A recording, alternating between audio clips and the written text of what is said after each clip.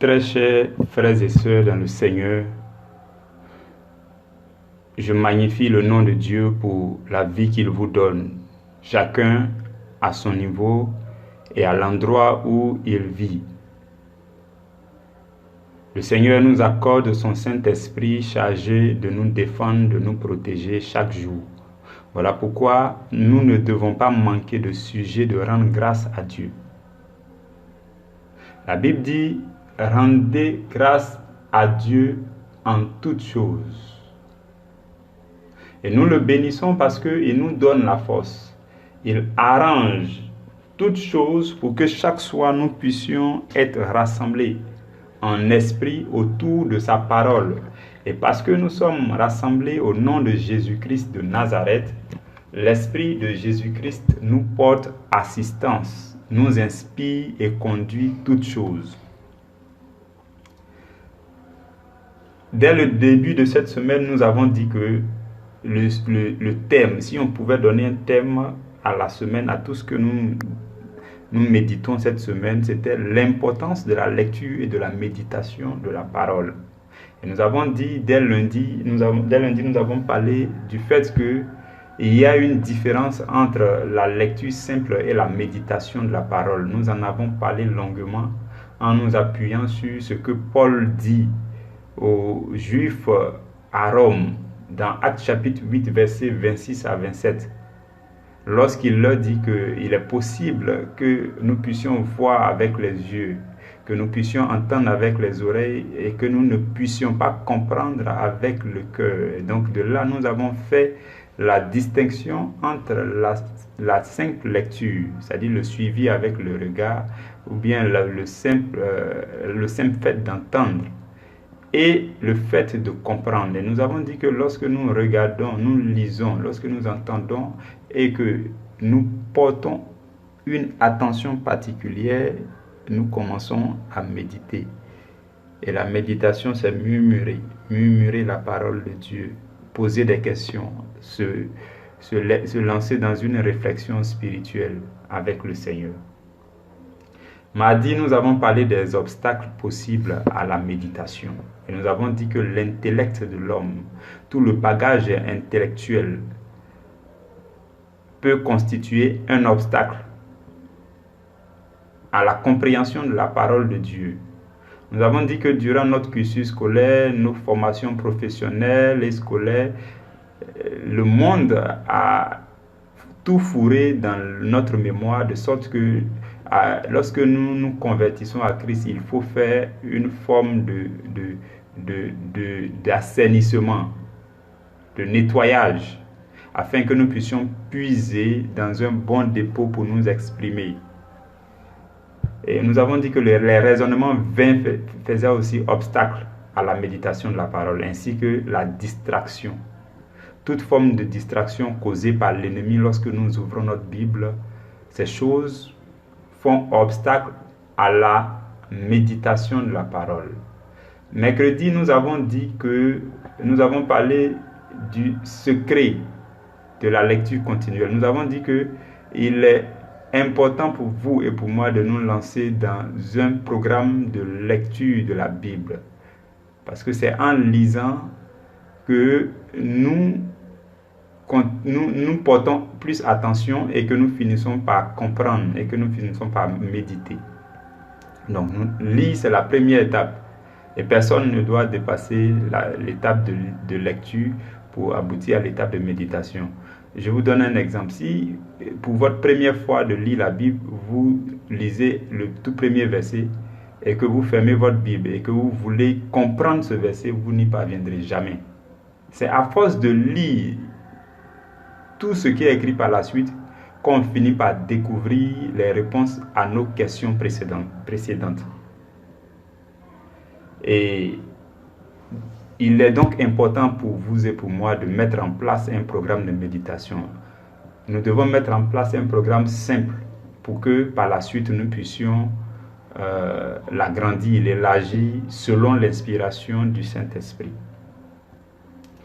Le jeudi, nous avons parlé du fait qu'il n'y a pas de méditation sans le Saint-Esprit. Parce que le Seigneur nous dit que c'est par son esprit que nous pouvons comprendre les choses de Dieu. 1 Corinthiens chapitre 2 verset 11 nous renseigne à ce sujet que sans l'Esprit du Seigneur, nous ne pouvons jamais comprendre les choses de Dieu, alors que la Bible contient les choses de Dieu. Voilà pourquoi, à chaque fois que nous devons lire notre Bible, nous devons faire une brève prière pour demander l'assistance du Saint-Esprit, pour qu'il nous explique, parce que la Bible dit de lui qu'il est celui qui va nous conduire dans toute la vérité, qu'il est notre enseignant. Il va nous enseigner toutes choses et qu'il va, il est le conseiller, il est le consolateur, il est le paraclet. Donc nous avons besoin de l'assistance du Saint-Esprit dans la lecture de la parole. Il est important, frères et sœurs, de faire toujours cette brève prière lorsque vous devez lire votre Bible pour inviter le Saint-Esprit. Et hier, vendredi, nous avons parlé de la méditation. Et nous avons dit que la méditation, c'est la chose qui nous connecte au secret de Dieu. Et nous avons dit qu'il y a des secrets, des choses secrètes que Dieu a préparées pour ceux qui l'aiment. À partir de 1 Corinthiens 2, versets 9 à 10, nous avons dit qu'il était important pour vous et pour moi d'aimer Dieu, parce que Dieu a prévu des choses excellentes pour ceux qui l'aiment. Et quand il commence à découvrir que vous l'aimez, en vous attachant à sa parole, il commence à vous révéler ces choses secrètes-là. Et ces choses secrètes valent beaucoup mieux que tout ce que vous pouvez chercher dans votre vie avec vos propres forces. Aujourd'hui, nous allons parler du fait que la méditation fait disparaître le doute pour laisser place à une foi grandissante. Frères et sœurs dans le Seigneur, tout ce que nous sommes en train d'enseigner depuis ces 2 semaines, si vous vous souvenez, au début de la semaine dernière, nous nous sommes appuyés sur la toute première phrase de Hébreux chapitre 11, verset 1. Et nous avons dit que là, la Bible dit que la foi est une ferme assurance de ce que l'on espère. Et nous avons dit que pour avoir une ferme assurance de ce que nous espérons, il faut que nous puissions en savoir au maximum sur ce que nous espérons. Et ce que nous espérons, c'est la vie éternelle. Nous espérons la plus grande espérance qui est la vie éternelle. Vous pouvez espérer toutes choses sur cette terre, mais la chose la plus grande à espérer, c'est la vie éternelle. Et la Bible parle en long et en large de la vie éternelle. Raison pour laquelle nous devons aller à fond dans la Bible. Et nous avons commencé à parler de la Bible. Toute la semaine dernière, nous avons parlé de la Bible en tant que livre, en tant qu'écriture. Nous avons parlé de l'importance de la Bible. Et cette semaine, nous sommes en train de parler de l'importance de la méditation et de la lecture. Frères et sœurs dans le Seigneur, il est important pour nous que nous partions à travers la Bible, parce que c'est en allant à travers les Écritures que nous serons affermis, que nous aurons la ferme assurance de tout ce que nous espérons. Et quand vous commencez à avoir la ferme assurance, cela traduit le fait que vous commencez à voir les choses de Dieu avec vos cœurs, les yeux de vos cœurs. Et là, Paul parle de l'illumination du cœur de l'homme. Donc quand votre cœur sera illuminé, quand votre cœur va voir, les yeux de vos cœurs vont voir clairement ce que Dieu dit, vous n'allez plus douter. En fait, je vous donne un exemple simple. Avec les yeux charnels, lorsque vous voyez quelque chose, personne ne peut vous dire le contraire à propos de cette chose. Par exemple, vous voyez une feuille blanche et quelqu'un vient vous dire que cette feuille n'est pas blanche, elle est noire. Vous ne pourrez jamais vous laisser convaincre parce que vous avez vu. Et c'est cette révélation-là que Jésus a révélée lorsqu'il parlait à Thomas, quand il a dit « Tu as vu et donc tu crois ». Heureux ceux qui croient sans avoir vu. Donc là, Jésus révélait que, en fait, quand on voit, on est obligé de croire. Quand vous voyez, vous êtes obligé de croire. Quand vous voyez avec vos yeux charnels, vous êtes obligé de croire. De la même façon, frères et sœurs, lorsque vous voyez les choses de Dieu avec les yeux de vos cœurs, vous comprenez la parole que vous lisez, vous avez les révélations profondes de la parole, les mystères cachés de l'évangile vous sont révélés dans votre cœur et que vous les voyez clairement avec les yeux de vos cœurs, personne ne va venir vous dire le contraire et vous allez croire. C'est pourquoi la Bible dit que nous marchons par la foi et non par la vue. Aujourd'hui, en fonction de votre niveau de foi, personne ne peut venir vous dire quelque chose qui va vous éloigner de Dieu et vous allez croire. Parce que vous avez vu. Et donc, quand on voit de cette manière, on ne doute plus. Quand on voit clairement les choses de Dieu, on ne doute plus. Et durant le mois d'avril, nous avions parlé de l'espérance.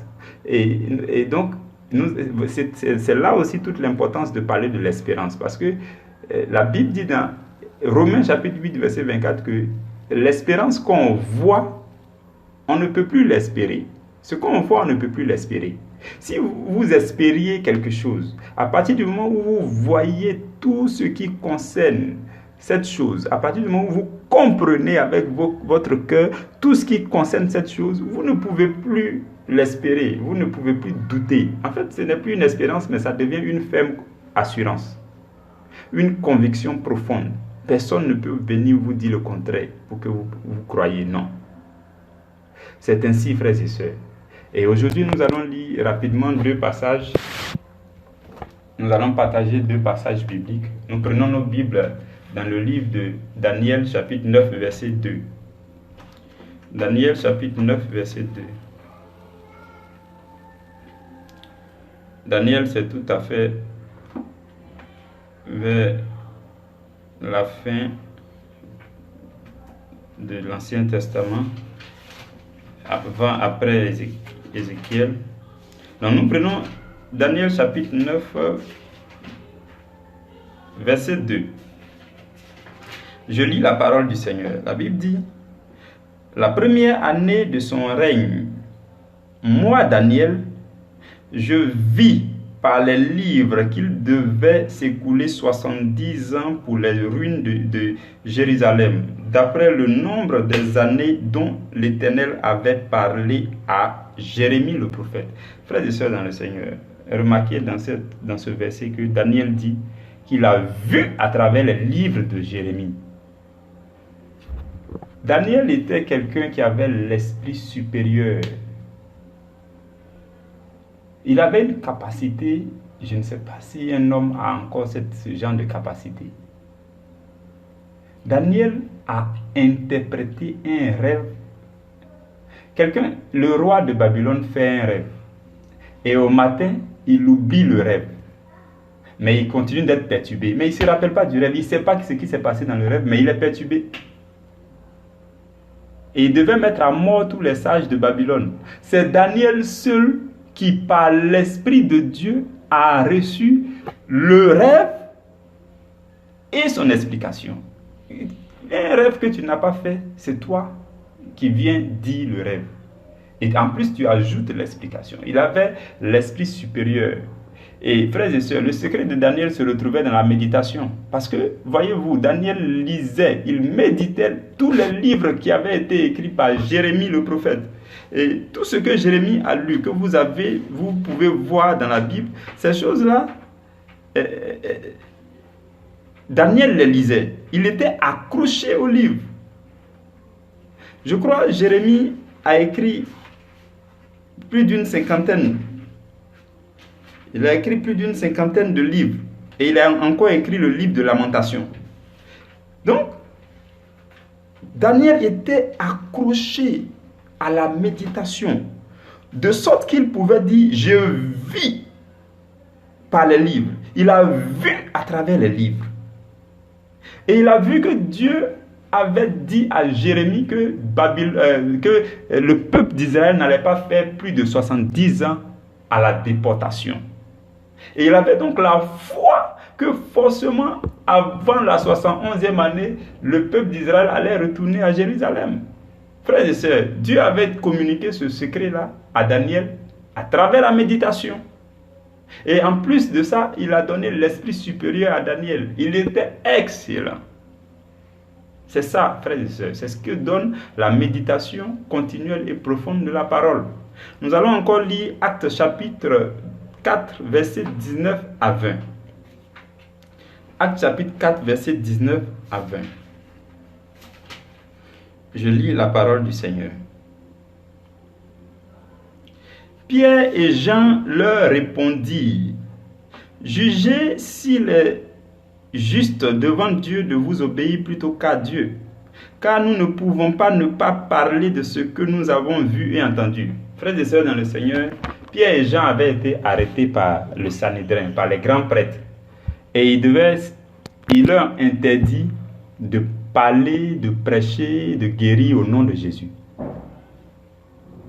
Souvenez-vous que Pierre était peureux. Il était très peureux avant la venue du Saint-Esprit. Pierre a renié Jésus, ils lui ont posé des questions 3 fois, il était tremblant et il disait que non, je ne le connais pas, celui-là je ne le connais pas. Il a renié Jésus 3 fois. Et ça, c'était même pas devant les grands prêtres qu'il a renié Jésus.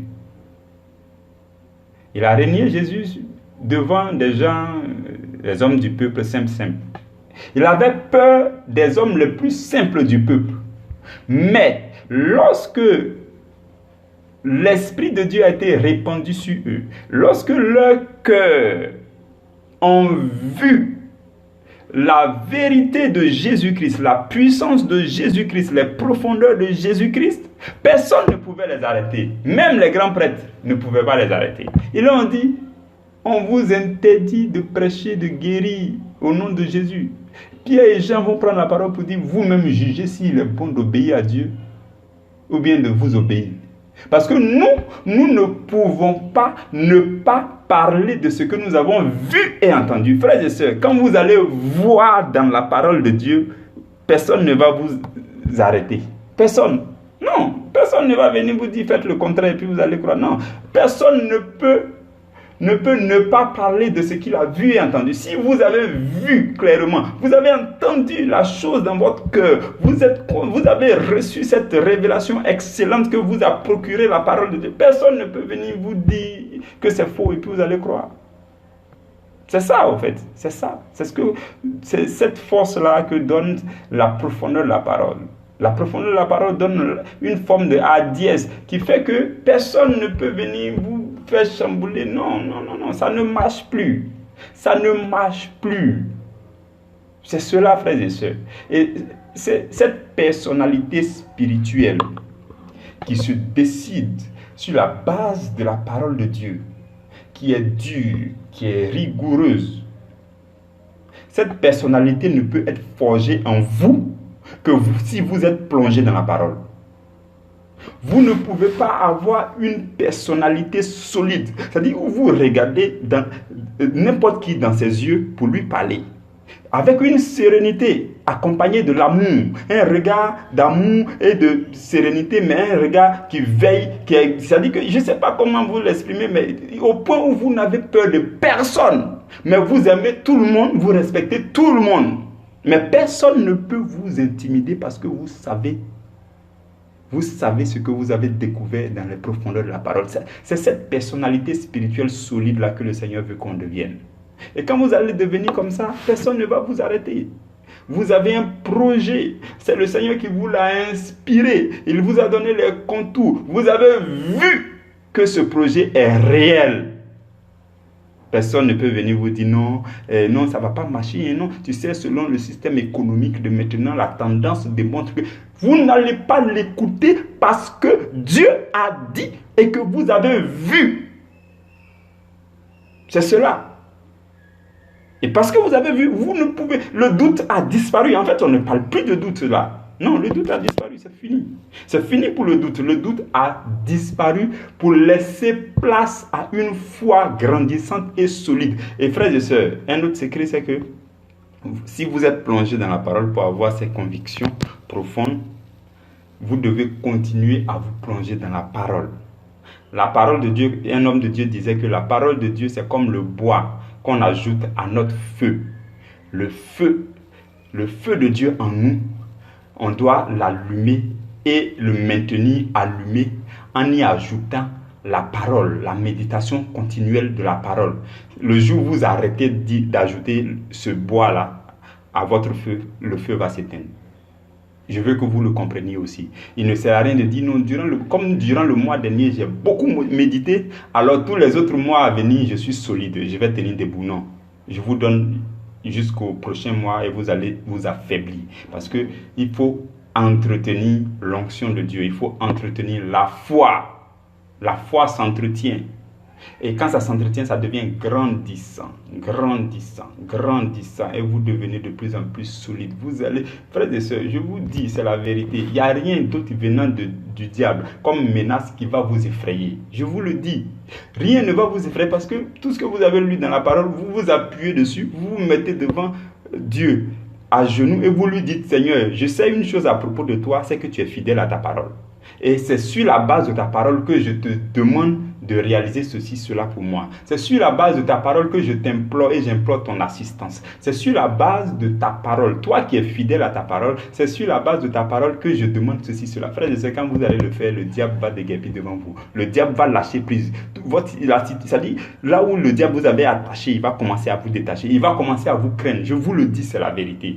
Dieu est fidèle à sa parole. C'est le minimum que Dieu puisse faire. C'est pourquoi nous devons plonger dans sa parole, nous devons nous plonger dans sa parole pour découvrir les profondeurs de sa parole, afin que lorsque nous parlons sur la base de sa parole, on est sûr que comme il est fidèle à sa parole, il va l'accomplir. Je bénis le nom de Dieu pour vos vies. Nous avons terminé avec les méditations de cette semaine. Et à partir de la semaine prochaine, nous allons commencer à méditer toujours sur la foi, mais nous allons passer à un niveau supérieur. Nous allons parler durant toute la semaine prochaine de l'art de la méditation fructueuse. Ce thème-là, je ne sais pas comment c'est venu, mais ça me plaît trop. Je trouve ça trop intéressant. L'art de la méditation fructueuse. L'art. C'est-à-dire que méditer doit devenir pour nous un art. C'est-à-dire qu'on doit apprendre l'art de méditer pour que cette méditation porte beaucoup de fruits. C'est ce que nous allons voir toute la semaine prochaine. Et je prie que la grâce de Dieu demeure sur toi. Que l'assistance de l'Esprit de Dieu soit ton partage. Et que le Seigneur mette toutes choses à contribution pour que tu demeures sur le chemin qu'il a tracé pour toi dans cette vie. Et que le Seigneur fasse contribuer toutes choses à l'accomplissement de la mission qu'il a confiée à ta vie sur la terre. Et que tu ailles de plus en plus en profondeur dans la parole. Et que tu découvres Dieu et que tu marches selon Dieu. Pour que tu fasses des exploits. Parce que tu dois briller dans ton monde. Nous vivons autour de nous, c'est des ténèbres. Mais ces ténèbres-là ont besoin d'une seule personne qui va briller de la lumière franche de Christ. Que la lumière de Dieu se répande à travers toi. Parce que Jésus a dit, vous êtes la lumière du monde. À partir de cet instant, parce que tu t'approches de la parole, tu te plonges dans la parole, tu médites la parole, tu écoutes ces pains, tu deviens la lumière du monde. Rien ne va t'arrêter. Satan, c'est les ténèbres. Les ténèbres ne peuvent jamais s'arrêter devant la lumière. Encore plus la lumière venant de Christ et qui passe par toi. Que la grâce de Dieu demeure sur ta vie, sur tes enfants. Quand je dis sur tes enfants, même si tu n'as pas d'enfants, il faut dire amen parce que tes futurs enfants. Sur ton épouse, sur ton époux, sur ton foyer, sur ton mariage. Et que la grâce de Dieu repose sur ton mariage pour que ton mariage soit intègre devant le Seigneur. Que ton mariage soit restauré si jamais l'ennemi était en train de l'attaquer. Sur ton travail, que la main de Dieu repose sur ton travail, que la main de Dieu repose sur toi, sur ta santé, et que le diable prenne ses bagages de maladie pour quitter ton corps dans le nom de Jésus-Christ de Nazareth. Et que toute forme de perturbation s'éloigne de toi, toute forme de confusion envoyée par l'ennemi s'éloigne de toi, s'éloigne de ta vie, s'éloigne de tes chemins, partout dans tes déplacements, partout où tu te trouveras, que la grâce de Dieu demeure sur ta vie. Je le dis et je le proclame dans le puissant nom de Jésus-Christ de Nazareth. Amen.